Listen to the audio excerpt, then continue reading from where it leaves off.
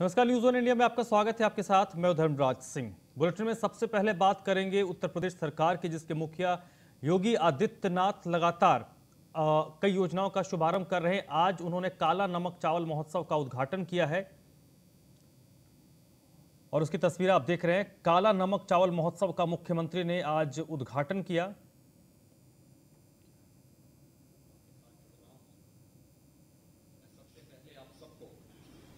इस महोत्सव की बधाई देता हूं, आप सबके प्रति अपनी शुभकामनाएं व्यक्त करता हूं। मेरे लिए अतिरिक्त प्रसन्नता का विषय है कि काला नमक चावल, जिसकी खुशबू जनपद सिद्धार्थनगर से निकल करके देश और दुनिया के कोने कोने में पहुंची है, इसे हमारी सरकार ने 2018 में एक जनपद एक उत्पाद की योजना के अंतर्गत लेकर के इस योजना में इसकी मार्केटिंग, इसकी ब्रांडिंग और इसके तकनीकी सहयोग के लिए मंच उपलब्ध कराया है। मुझे प्रसन्नता है कि इस मामले में दिल्ली के कोसा संस्थान के द्वारा भी और आचार्य नरेंद्र देव कृषि और प्रौद्योगिकी विश्वविद्यालय अयोध्या के द्वारा भी इस फील्ड में अच्छा काम किया गया है। आज तमाम कृषि विज्ञान केंद्र भी काला नमक चावल में नए शोध को आगे बढ़ाते हुए कार्य कर रहे हैं। काला नमक चावल आज जितना देश और दुनिया में ओडीओपी योजना के आने के बाद ये विख्यात हुआ है, इसका इतिहास उतना ही प्राचीन भी है। 2600-2700 वर्षों से तो जनपद सिद्धार्थनगर से ही इसका संबंध है। ईस्वी सन की 6वीं शताब्दी में जनपद सिद्धार्थनगर के अंदर काला नमक चावल का उत्पादन होता था। उस समय आबादी कम थी, कृषि का क्षेत्रफल ज्यादा था, तो स्वाभाविक रूप से कम उत्पादन में लोग संतोष कर लेते थे।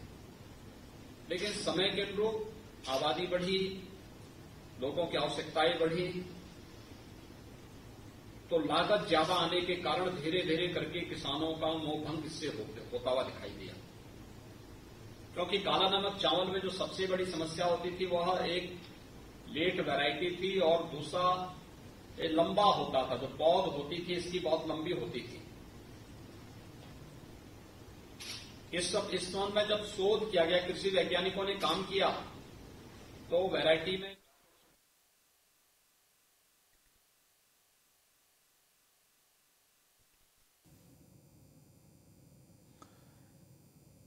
तो काला नमक चावल महोत्सव का आज वर्चुअल माध्यम से मुख्यमंत्री योगी आदित्यनाथ ने उद्घाटन किया।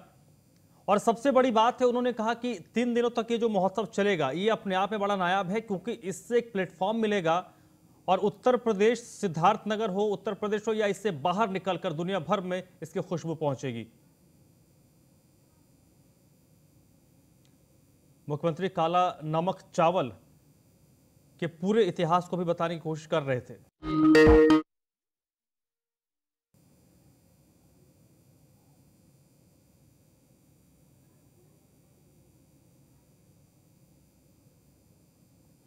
तो काला नमक चावल महोत्सव का मुख्यमंत्री ने वर्चुअल माध्यम से आज उद्घाटन किया है। मुख्यमंत्री योगी आदित्यनाथ सिद्धार्थनगर में 3 दिवसीय ये काला नमक चावल महोत्सव है। और बड़ी बात यह है कि एक कोशिश राज्य सरकार की है कि काला नमक चावल जो है उसको एक ब्रांडिंग मिले। उसके तहत ये एक बड़ा आयोजन है 3 दिवसीय। से कम हो गया था। आज मुझे प्रसन्नता है कि ओडीओपी योजना के बाद अकेले सिद्धार्थनगर में ही लगभग 5000 हेक्टेयर लैंड काला नमक चावल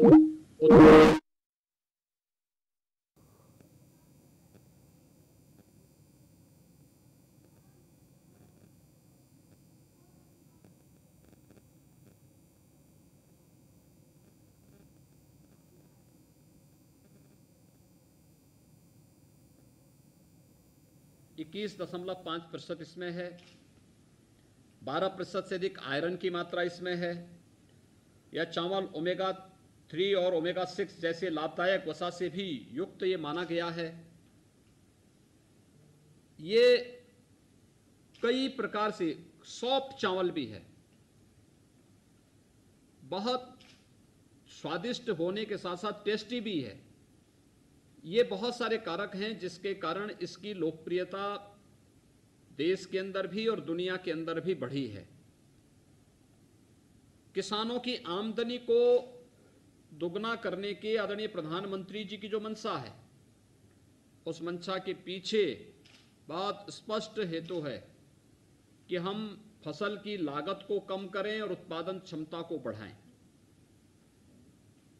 जहां पे किसानों ने कुछ अच्छे प्रयोग किए हैं, हमारे प्रगतिशील किसानों ने इस फील्ड में बहुत अच्छे काम किए हैं और मुझे प्रसन्नता है कि काला नमक चावल भी उससे अछूता नहीं रहा। आज उसी का परिणाम है कि पिछले 3-4 वर्षों के अंदर ही इसका दायरा काफी बड़े पैमाने पर बढ़ा है। ये केवल एक उदाहरण मात्र है। ये महोत्सव एक मंच का काम करेगा काला नमक चावल की दिशा से। ये इसकी ब्रांडिंग का एक आधार बनेगा, इसको एक मार्केट देगा और लोगों के मन में एक नया विश्वास भरेगा। जहां ये महत्वपूर्ण है, मुझे प्रसन्नता है कि प्रदेश के हमारे प्रगतिशील किसानों ने इस फील्ड में अलग अलग क्षेत्रों में अलग अलग काम किए हैं।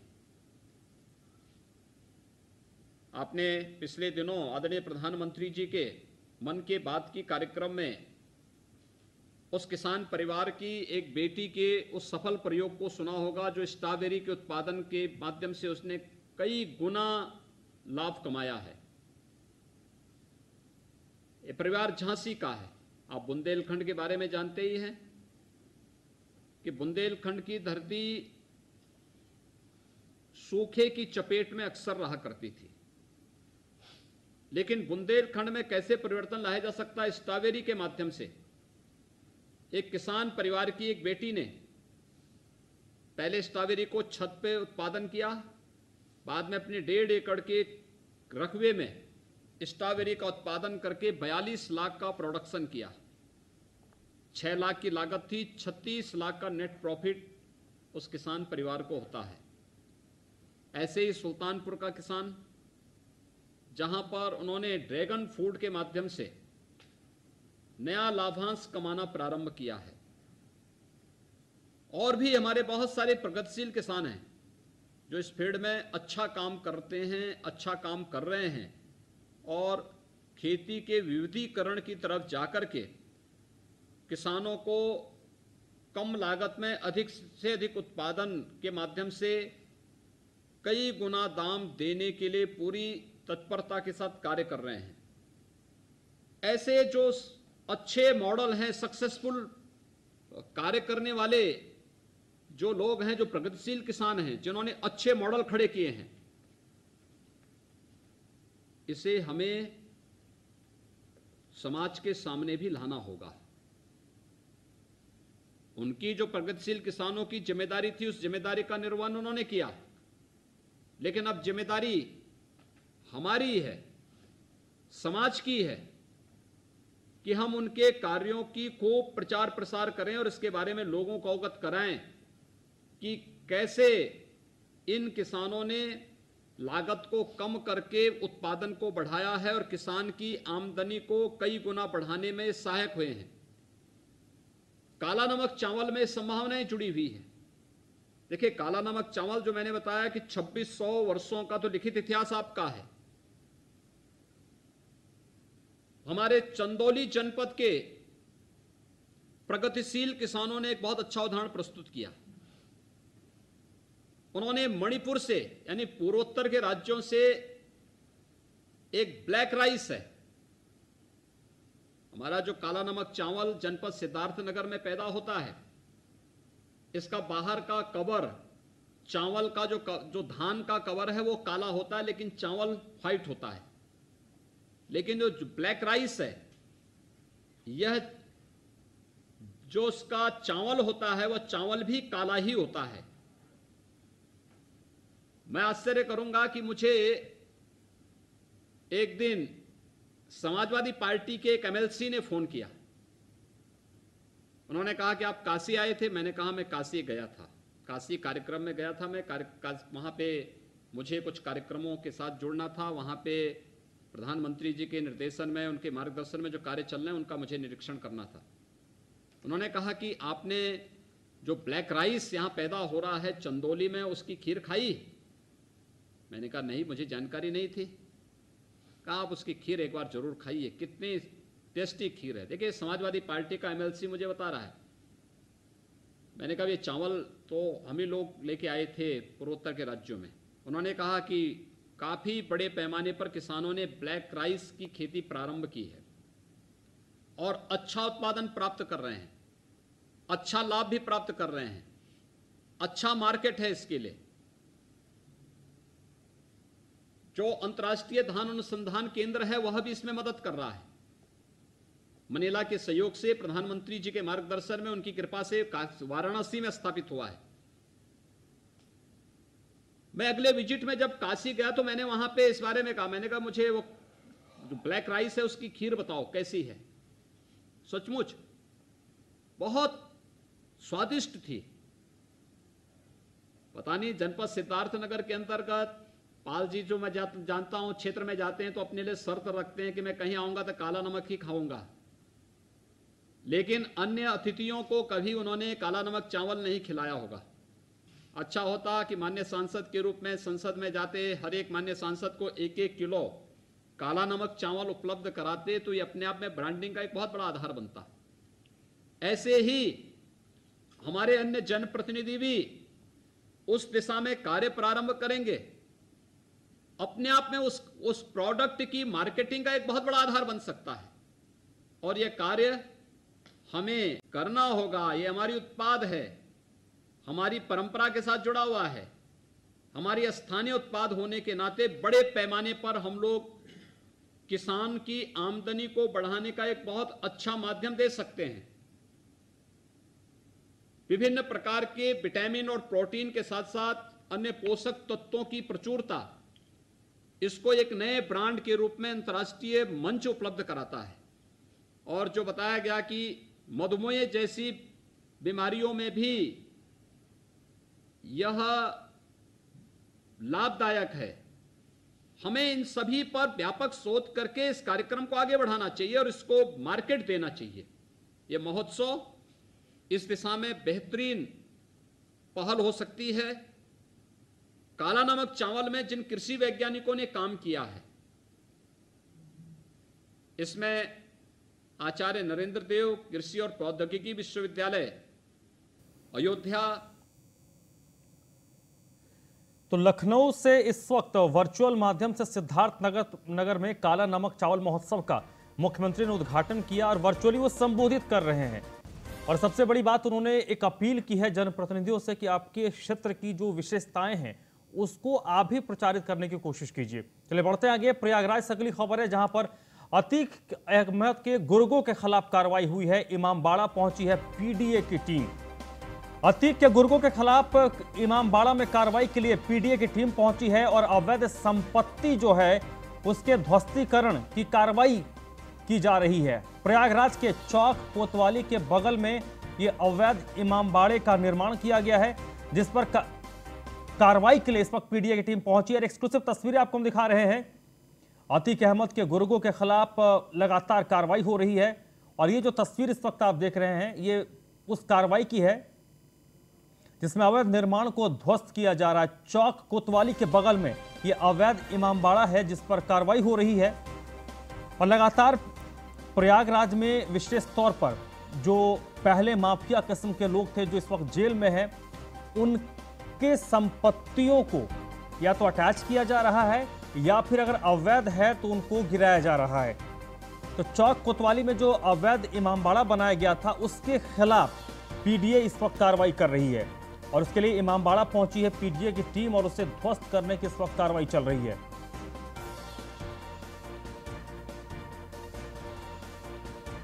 तो प्रयागराज में इस वक्त पीडीए की टीम पहुंची है जो कार्रवाई कर रही है। अतीक अहमद के गुर्गों के खिलाफ उन्होंने जो अवैध निर्माण किया हुआ था उसके खिलाफ ये कार्रवाई हो रही है और इस तरीके के कि ये पहली कार्रवाई नहीं है। प्रयागराज हो या फिर उत्तर प्रदेश में जो माफिया किस्म के लोग हैं, उनके खिलाफ लगातार प्रशासनिक कार्रवाई पिछले कई महीनों या सालों से चलता आ रहा है। और ये एक पॉजिटिव मैसेज भी लोगों के बीच में जाता है, ताकि लोगों के बीच ऐसे तत्वों का जो डर है वो खत्म हो, खौफ खत्म हो। क्योंकि ऐसे तत्व अगर जेल में भी होते हैं तो जेल से भी वो अपना काम काज चला लेते हैं, क्योंकि उनका खौफ बाहर बना होता है। ऐसे जब कार्रवाई होती है तो उससे लोगों के मन में कानून के प्रति विश्वास जगता है। तो प्रयागराज में जो कार्रवाई इस वक्त हो रही है इमामबाड़ा में, उस कार्रवाई में इस वक्त स्थिति यह है कि जो अवैध संपत्ति वहां पर अर्जित किया गया था उसको गिराया जा रहा है, उसको ध्वस्त किया जा रहा है। ये इमामबाड़ा के का निर्माण किया गया था चौक कोतवाली क्षेत्र में, वहां पर पीडीए की टीम पहुंची है और इसे ध्वस्त करने की कार्रवाई इस वक्त चल रही है।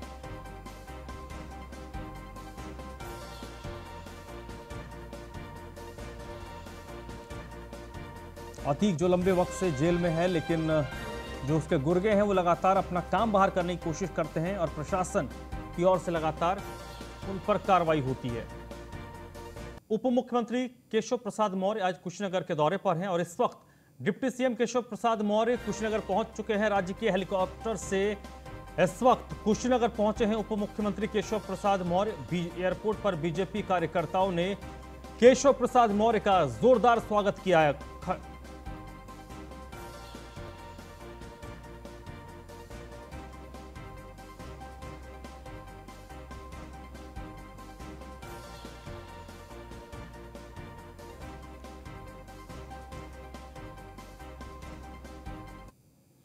तो ये तस्वीर इस वक्त आपको दिखा रहे हैं कुशीनगर की।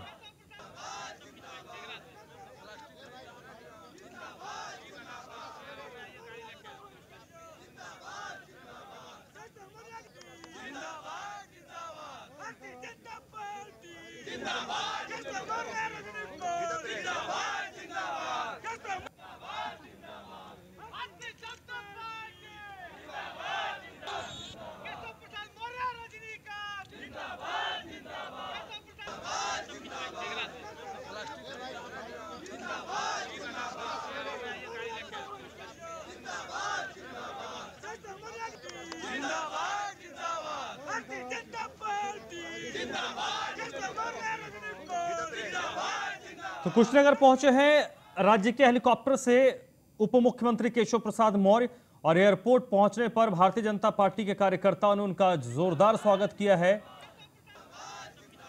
रामपुर गोनाहा में एक कार्यक्रम का आयोजन किया गया है और इसी कार्यक्रम में शिरकत करेंगे केशव प्रसाद मौर्य। और बीजेपी कार्यकर्ताओं में काफी उत्साह है क्योंकि उप मुख्यमंत्री उनके बीच पहुंचे हैं। कुशीनगर के दौरे पर हैं आज केशव प्रसाद मौर्य और डिप्टी सीएम जैसे ही एयरपोर्ट पहुंचे भारतीय जनता पार्टी के कार्यकर्ताओं ने उनका जोरदार स्वागत किया है। राज्य के हेलीकॉप्टर से वो पहुंचे हैं कुशीनगर। और बड़ी बात यह है कि जब बड़ा नेता किसी क्षेत्र में पहुंचता है तो एक कार्यकर्ताओं में नई ऊर्जा का संचार होता है, कार्यकर्ता बूस्टअप होते हैं। और इस वक्त उत्तर प्रदेश में पंचायत चुनाव की सरगर्मी है, तो वैसे में यहां मौर्य का पहुंचना पार्टी के लिए बड़ा फायदेमंद होगा।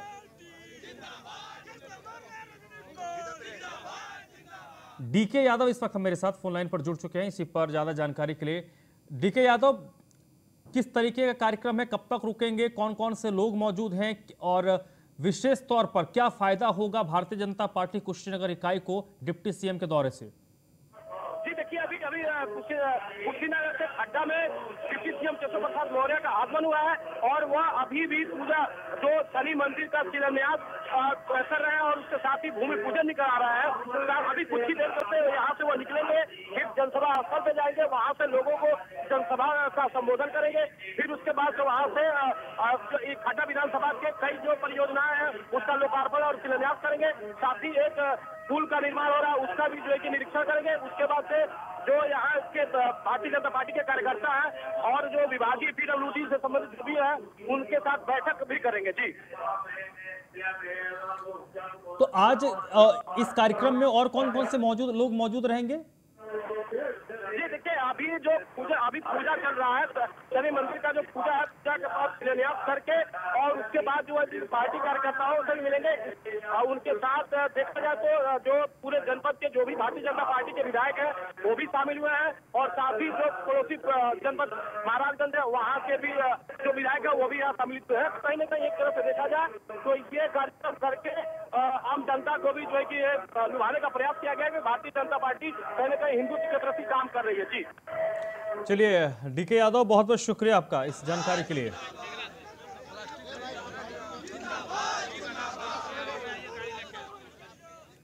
चलिए बढ़ते आगे, अगली खबर बिजनौर से है जहां पर गन्ने के खेत में भीषण आग लग गई।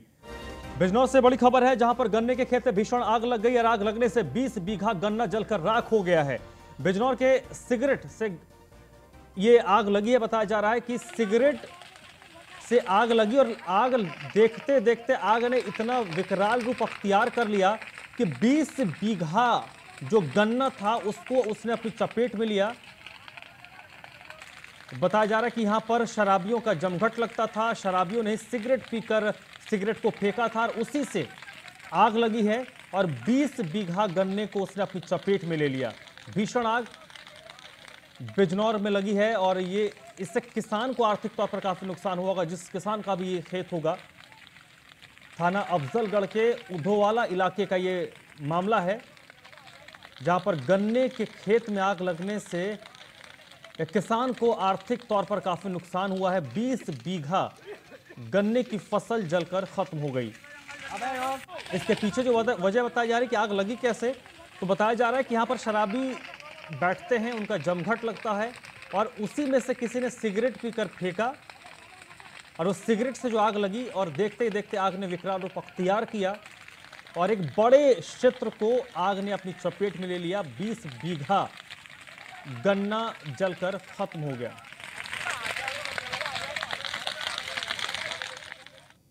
इस बुलेटिन में फिलहाल इतना ही।